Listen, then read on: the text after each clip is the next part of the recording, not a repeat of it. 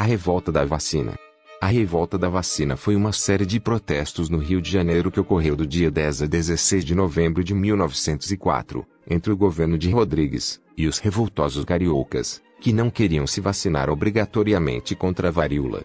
Para entendermos essa história, primeiro precisamos entender sobre o Rio de Janeiro antes da revolta.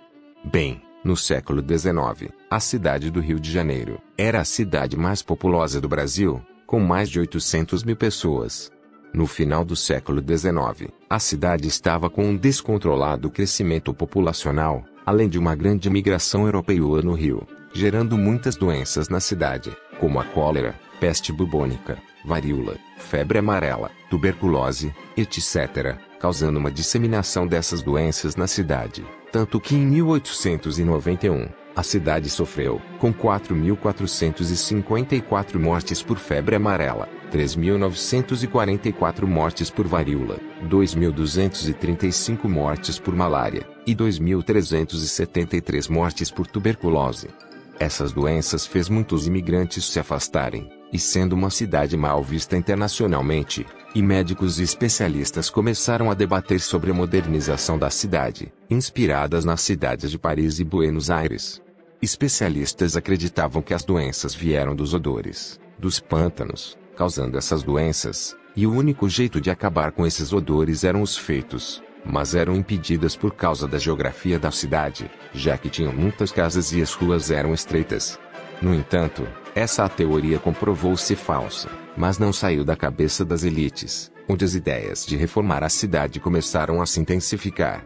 Bem, essas ideias começaram a ser programadas no final do século XIX, mas foi só no governo de Rodrigues Alves que essa ideia foi aprovada, e foi encaminhada pelo arquiteto e prefeito do Rio de Janeiro, Francisco Pereira Passos.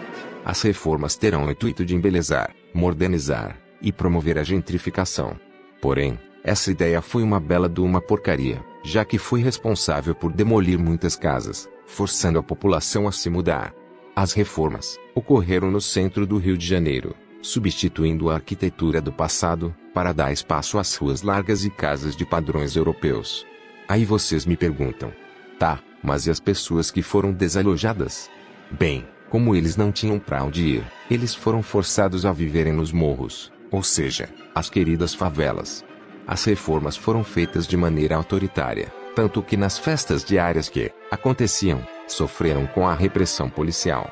Também foi implantado o projeto sanitário, que servia para acabar com as doenças na cidade, que foi criado por Oswaldo Cruz, que era chefe da Diretoria Geral da Saúde Pública, ou DGSP.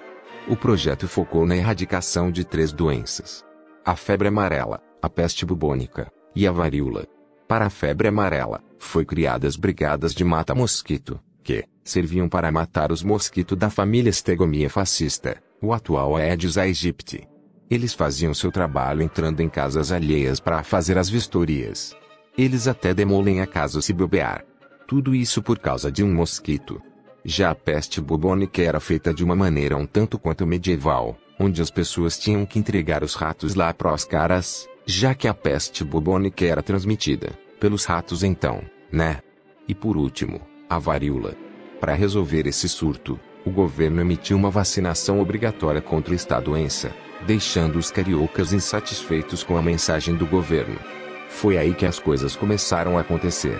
O povo ficou tão insatisfeito que fundaram a Liga contra a Vacinação Obrigatória, e, em retaliação, o governo cria uma série de restrições até que todos fiquem vacinados. Foi aí que a insatisfação começou a crescer, já que eles acreditavam que a vacinação obrigatória seria uma violação aos direitos humanos, e uma espécie de um plano para ferrar ainda mais com a população pobre. Então começaram uma série de protestos na cidade em 10 de novembro de 1904, começando assim, a revolta da vacina.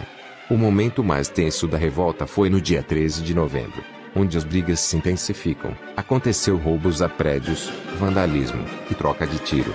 Eles até tentaram um golpe para depor Rodrigues Alves, porém, sem êxito. Bagulho ficou tão tenso que aconselharam Rodrigues Alves a fugir do Rio de Janeiro, já que poderia acontecer alguma coisa com ele, mas o presidente recusou e permaneceu na cidade. No dia 15, o último dia da revolta, o país entra em estado de sítio, e enviaram o próprio exército para resolver o caos no Rio, e conseguiu contê-los, terminando assim a revolta da vacina. No total, a revolta deixa 30 mortos, 110 feridos, 945 presos, 461 pessoas que foram exilados ao Acre, e a revogação temporária da vacinação. E é isso, pessoal, o vídeo fica por aqui, espero que tenham gostado. No próximo vídeo, eu irei contar a história da Guerra do Yom Kippur. Se gostaram, deixem o like e se inscrevam no canal. E é isso.